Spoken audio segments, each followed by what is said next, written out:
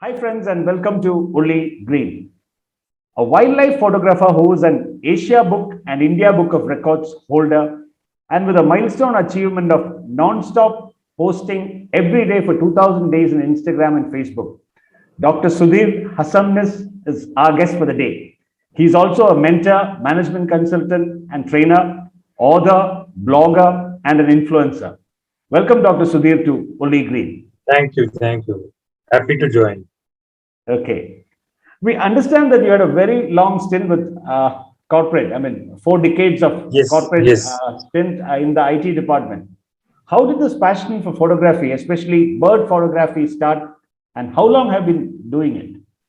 Okay. I will add something. What happened was, uh, I started my career with one very small company in Bhor Industries, which is 75 kilometers away from the Pune. It Okay. was a sort of a textile component making company. Then I moved to Siporex, which is a cement component building company. Then I joined Cummins, which is the engine manufacturing company. And then I joined Tata Motors. But my stint with Tata Motors is almost 40 years. And I worked from, we in automobile, we call it as a non-auto and auto. So I started my career in non-auto divisions where actually the commercial vehicles are not manufactured. We are playing a support role. Then I moved to a auto materials, which is a supply chain. And from supply chain, I moved to business process engineering, where we created a lot of new things for Tata Motors. It was actually totally re-engineered company in Okay. year 2000. And then I joined a department called Business Excellence Services. So Tata has a Tata Business Excellence model, and I worked there for almost 10 years. And my retirement was due in 2015. We have retirement at 60 years. So Okay. I requested a company, can I join some other department where I am not working? So there were two options for me, either finance or IT. So I spent my last 3.5 years in IT Okay. and superannuated from IT as the Okay. assistant general manager IT. So what happened was in 2012, I had a heart attack and I had to undergo stenting. So they put me one stent. After 6 months, I again had a mild heart attack. And they said the earlier stent is sort of a cramp in the beginning of the. So they put another stent within the same stent. So mine Okay. is a unique case, and they asked me to take a full rest of 3 months at home. So no mobile phone, no laptops. So I was asked to take full rest. So at that time, I started birding from my home window. I have two windows facing to hillside, which is actually a forest, very green forest behind my house. And I cut open my grills for birds and started photographing from that windows. I always keep my camera, my binoculars, everything just near the window. So every day, morning, evening, I spend time over there. So the birding started from that point of view. That Okay. time I had a Sony 10x zoom, nothing more than that. I was not knowing the birds also. So I used to take photograph and ask my birding friends, what is this? Then they tell me this is a rufous tripar, this is sunbird, this is purple sunbird, all those things started. So they asked me to buy a book of inscripts. So I bought that book, Birds of Indian Subcontinent, and then the whole journey started. So I used to mug up at least 3 pages of that book every day and see that I know all the birds very well. So that's how I started. And in before I superannuated from Tata Motors in 2015, I decided to take up a hobby which will give me a very good sort of a stress busting and also the engagement. So I continued my photography as my hobby, and I took up a class when Sudhir Shivaram came to Pune for photography workshop. I joined his workshop in November 2015 and took all the technical knowledge from him. After that, my doctor told me to take a small trip around. So I came to Tattekar. I did a birding with elders. And after that, in the coming January, I went with Sudhir Shivaram on the field. And then birding journey started. And in the same year, 2016, on the 1st January, I took up a self challenge Okay. that I will post one image every day without fail, because that will drive me to go for field photography. That will push me to go and take wildlife photographs. So my commitment to viewers was that I will post one image every day. And this is how this started from 1st January. Actually, I completed on 31st December of 2016. I was to discontinue. Then my friend said, "Ki, why you are discontinuing? It's going good. So continue." So it still continued. Now I'm in the seventh season of self challenge. So Okay. more than 2200 photographs I have already posted without any break. Okay. Even I am following that in the Facebook now. I've Yeah. been seeing that every day with the number, the Ah, 2022, correct. this number by 365, we've Yes. been posting regularly. Okay. I mean, as you moved along in this birding and bird photography, how did you pick up the real tips and tricks of the trade? See, what happens is that okay, you will get a training from somebody how to manage a camera and all that. But again, they rightly say that the eye behind the camera is very important. So what I started doing is at least take some photographs every day on the field.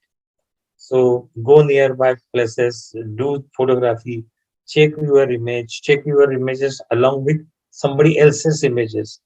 And the most important thing, what I learned was read your manual carefully. So whenever I bought my 6D full frame camera, when I bought my 70 Mark II camera, I started reading the manual very carefully along with the camera. So I started picking the technical things also. At the same time, whenever I used to go on the field, I used to check my images very carefully, whether my framing is right, whether the subject is in uh, from head to tail is in sharp, everything. And I started picking up that. Then my friends in Pune, those who are birders and bird photographers, they started telling me one third is this ratio. Your bird, if bird is looking this side, then there should be more space this side. So then I realized that I need to do the framing on the field itself. So I started picking up with lot of practice. Okay. This wildlife photography, or very specifically bird photography, gives a lot of satisfaction. As you said, it's a strain buster. But Yes. then it might also mean a lot of other experiences to you. From a personal point of view, what is it that you gain out of it, and what is the message that you're trying to give out? Yeah, it's a very good question. See, there are two, three things built in. First is self-satisfaction. And there are many researches have been done by a lot of British and Canadian institutes that bird photography and bird watching gives you a lot of stress busting. So, touch wood, but from 2012 till today, there is no wrong with me. My health is good because I'm with the nature, I'm watching the birds, and that gives me immense satisfaction. When in my last trip to Costa Rica, which was a very hectic tour and more than 10 days tour, we used to walk 12 kilometer, 30 kilometer a day.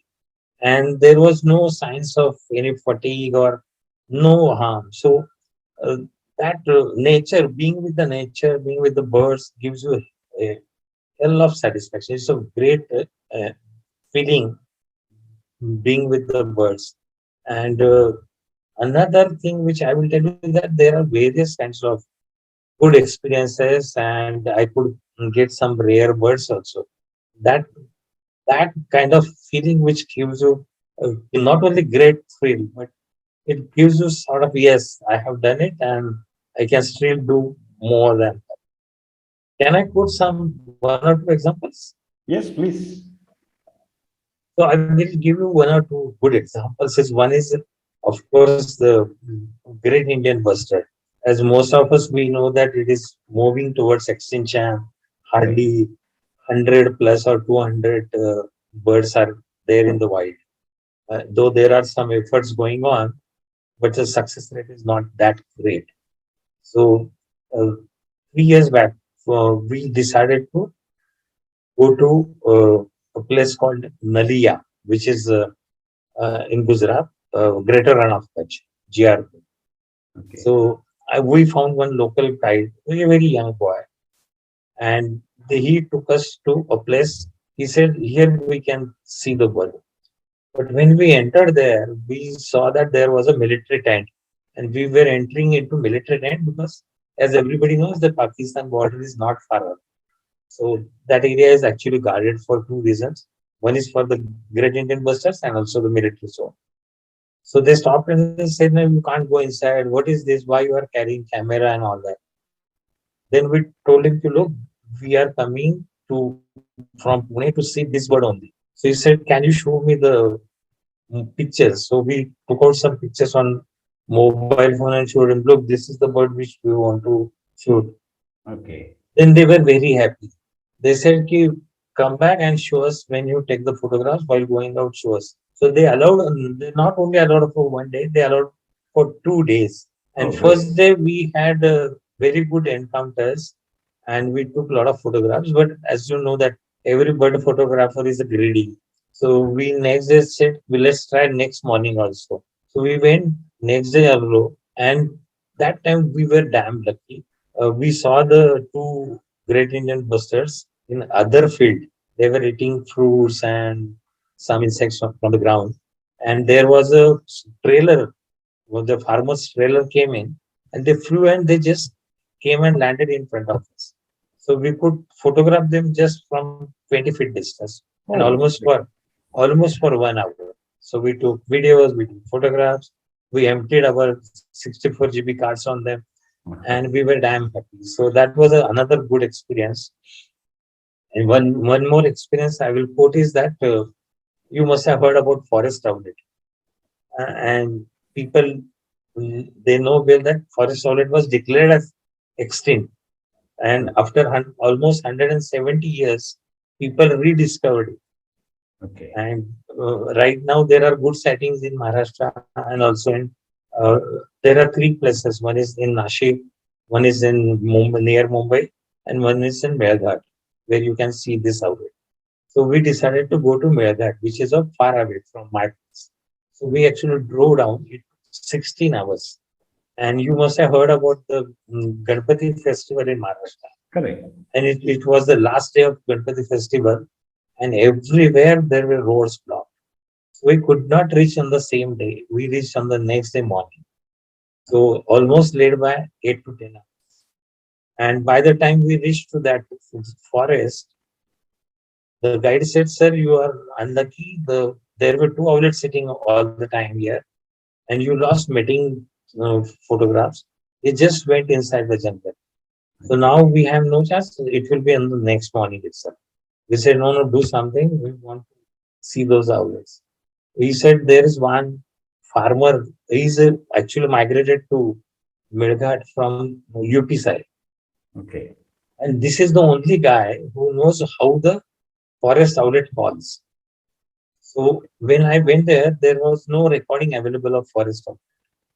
So we went to his house. He was having his food. We took him in our vehicle, brought him to the jungle again. Okay. And he said, "Give me chance. I will go. You stay here." So we were staying.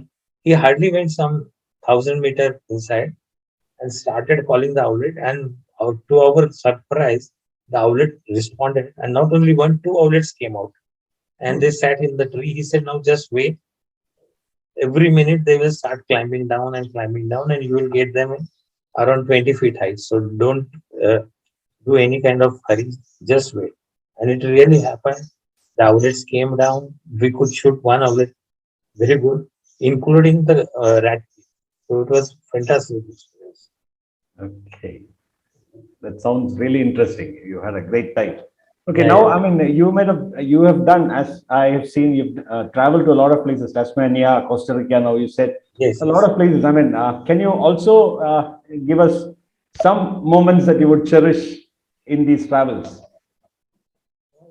A lot of actually there are many interesting things keeps on happening. Uh, one is actually we were in last trip was in Costa Rica.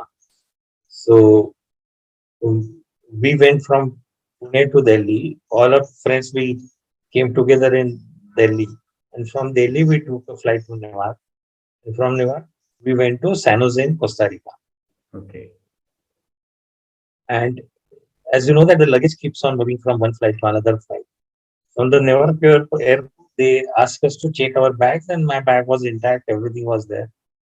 And what happened was,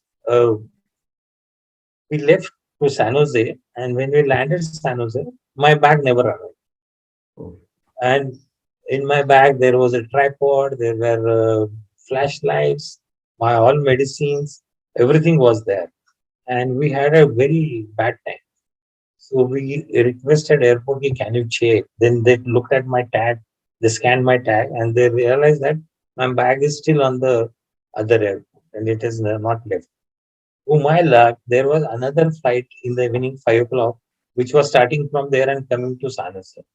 They okay. said, "Give your hotel name. We will see that by 10 o'clock, 11 o'clock we will drop in your hotel without any cost."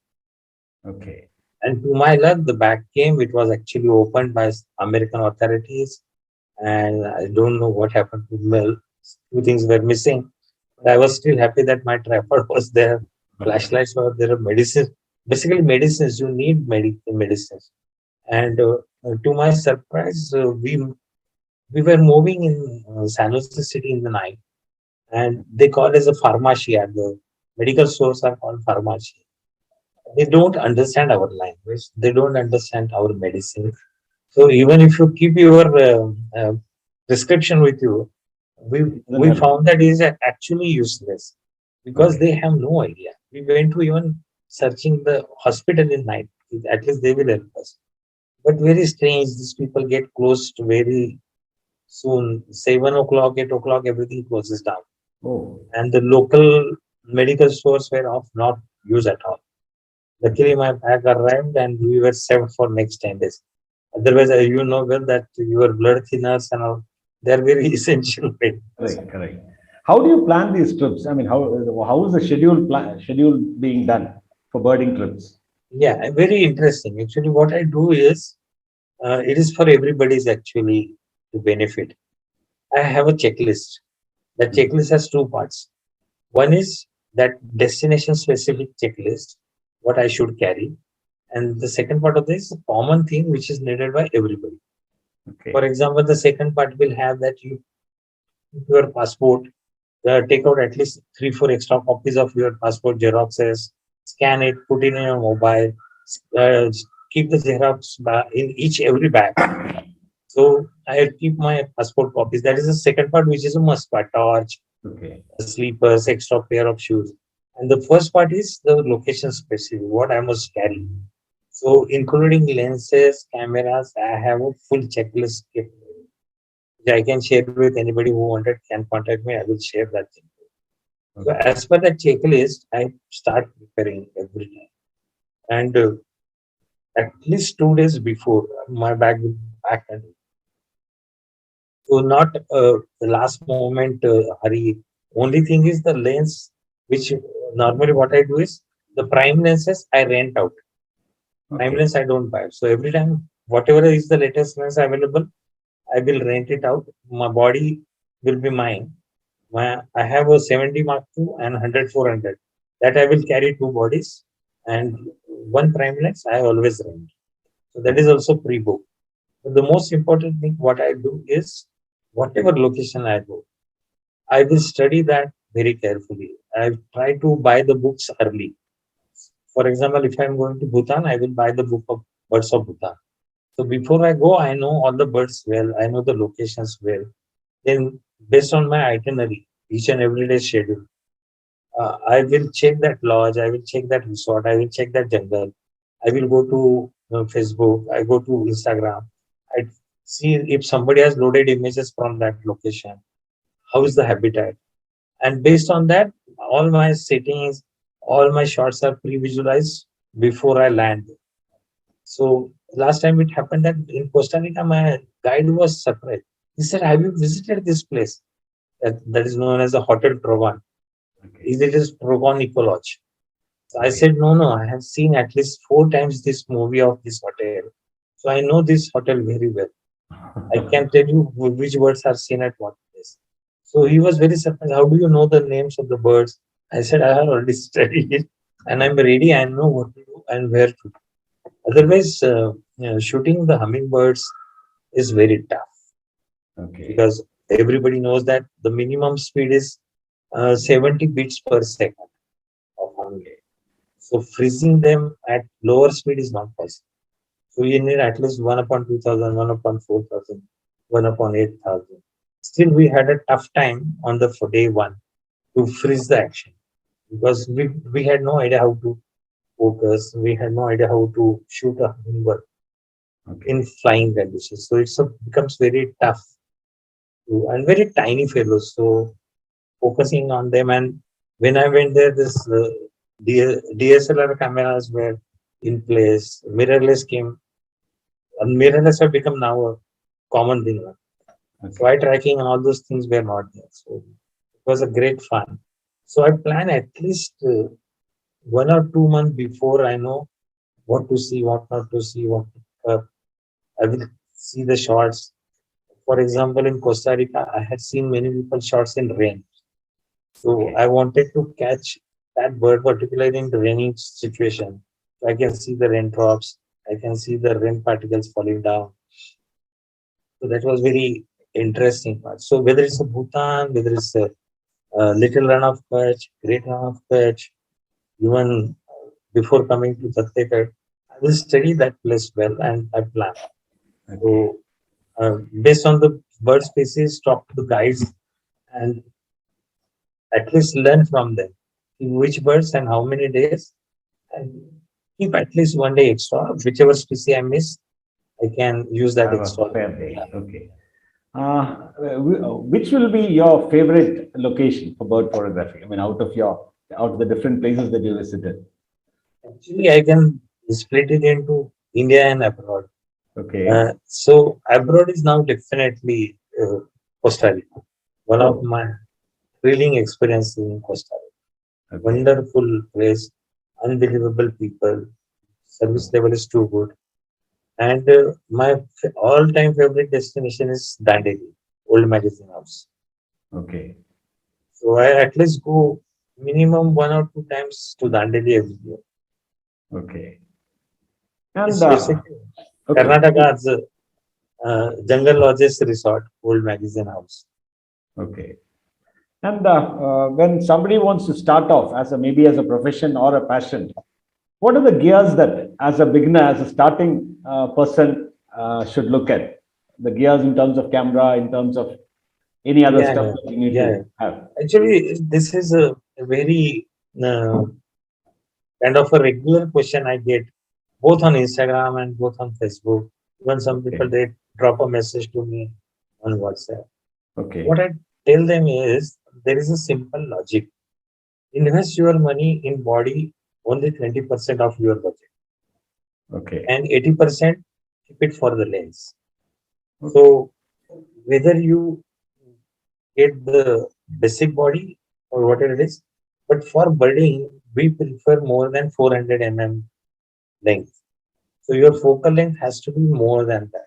So whether you are beginner, because I started my journey with 55 to 50 lengths. Okay. Then I went to 300 f4 with 1.4 TC. And then I have 100 400 is my common lens. But I always use my 1.4 teleconverter into that. So that gives me at least 560 and crop factor 1.6. So it goes to almost 900 focal length. So I always tell people that whether you are new, see that you get those kind of lenses like there is a Sigma, there's a Tamron 150 600 kind of lens. So see that you get maximum focal length to shoot the bird. So even though I have 100 400, but if you, I used to have 150 600 Tamron, the earlier version G1. That 200 focal length makes a big difference on the field. Okay. So just don't worry about the weight, just don't worry about the technicalities. See that in the beginning itself, you get a good lens, which gives you maximum focal length to shoot the birds. Then I also tell them that look, what happens is that We are not here to sell our photographs. That that level will come maybe 8 years, 10 years of experience and your expertise. That time you think of good lens. Right now, see that your body maybe entry level or one level up the entry level, but at least you start shooting the bird, you understand the focal length importance, and then whenever you want to upgrade, you upgrade. But to start with, you can do a very good job with your even entry level bodies. And one thing, I mean, as birding as a profession on a monetary level, how is it? Um, See, in India, as everybody knows, that you can't make money on birding. Okay. So, uh, to make it profession, you have to enter into world of training. So, you have to give training to people, start sharing your photo processing knowledge. Okay. So, there is a lot of money you can earn not by selling your images, but you can train people. I do actually. Being in Tata's for a long time, I consider it's my duty to give back to the society. So it's a Okay. sort of a CSR, personal CSR work. So I give my knowledge free of cost to Okay. everybody. But how can So, people reach you? so basically Facebook and Instagram. Okay. So Instagram I found more response than Facebook. Okay. Facebook do I do get a lot of inquiries, but Instagram is like instant. So people are getting in touch with throughout the world. So even a day before yesterday, there was one lady I was discussing with her. I said I have no issues. As per based on your time, I can give you 1 hour. I can train you how to process a photo. Okay. You should have focus. With your So permission, I'll be giving the Insta handle and the Facebook your page in the absolutely, description. Yes. absolutely. And if you go to my 2 months back posting, every Sunday I was loading one tutorial on Okay. Photoshop, how to Okay. process photograph. Even my full workflow is explained in one of the tutorials. How to clean the backgrounds, how to remove twigs or branches, unwanted branches from photograph. What I tell people is that see, it is your wall, it is your gallery, so Okay. it is your photograph. So you have full liberty to do what you want to do. We are not here to see whether, in case of competitions, we will play with the different rules. But when it comes to your own pleasure, do whatever you want. You make your photograph more presentable, more More of a visual artist kind of a yeah. thing. So Artistic. so I started picking up. I was sort of a purist 2 years Okay. back. Okay. So I may not modify the backgrounds. I may not remove the branches unwanted. Then I realized why not? Many people are doing it, and if I want to make my photographs presentable, let me experiment. So I started experimenting. So Okay. I learned many tricks and which I'm sharing with everybody. Okay. Even just 2 months back, I did a for photography workshop of our Tata Motors employees and their relatives on bird Okay. photography. How to do the bird photography? It was 1 day workshop. Great. Okay. Now, coming to the last part of it, I mean, as a message, what will be your advice to the upcoming or the aspiring bird photographers? See, what I tell them is just don't worry about the equipment. Okay. First is learn the ethics of birding. So how to do the birding, how to approach birds, how not to disturb them, how you should respect the habitat and the birds. We call it as a super privacy of the birds. How close I will go, how close I will not go. So learn those ethics to begin with, because you can't teach everybody ethics afterwards. By that time, they have already crossed the level, and everybody wants a sharp bird. You can see the feather details, and then they start going here and here and then one. Then everybody wants a portrait. So I tell them to begin with, you do this. Then I tell them to start with, you must have some binocular. maybe small binocular or big binocular, where you start watching the birds. So even I did a survey sometime back, 6 months back. When the second wave was on, I did a small survey with my friends and also the others, that how many times in a week or in a day you use binocular to watch birds. And the response was really bad. Not even 10% people are using binoculars. I said, okay, binoculars are even your camera. Do you watch birds? So it was almost no. So then I decided, wherever I go, I will start saying this, that start using binoculars, learn about the birds, learn about their behavior. See, I watch YouTube clips, I watch photographs, somebody else's clips, and then you realize that this is the way that particular bird will behave. For Okay. example, I watched bird photographs of Praveen Siddharma, who is from Karnataka. So I have seen his photographs of king vulture in the rain. So when I watched his photographs, I saw some clips. I realized that this bird has particular behavior. That bird will preen after the rains for so much time. It will spread the wings for so much. That will help you in photographing that bird.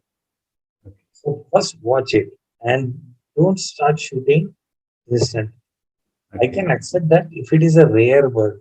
For example, Amur falcon is landing in Calicut. Okay, I accept that you have excitement, you go there. But at least watch that bird, understand the behavior, and then try to shoot it. And In fact, equipment can be anything.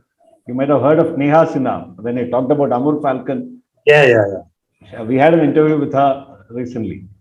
Yes, Neha. yes. Okay. She must have talked about the Lonavala exposure. Main Amur. focus was on Amur Falcons. Yeah. Yeah. So we had a Amur falcon visited near Lonavala, which Okay. is a place near Pune. I think And she had gone to somewhere in Northeast. Northeast is Yeah. basically Nagaland.